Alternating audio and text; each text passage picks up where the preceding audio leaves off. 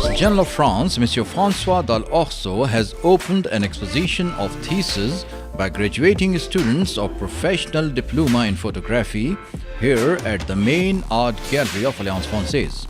Some 160 photographs by 9 graduating and 2 undergraduate students were displayed.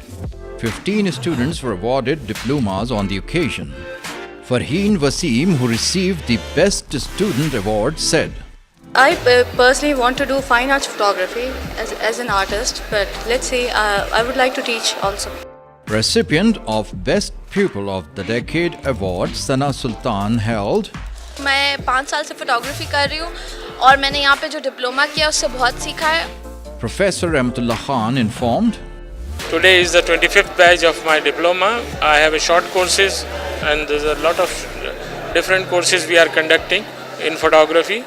Consul General of France, while talking to NewsPaksitanTV, said, I am very impressed by the quality and the diversity of those photographs taken by young photographers full of gift and talent, who have been able to devise very diverse, colorful and imaginative shots from every domain of the life, and especially from Karachi.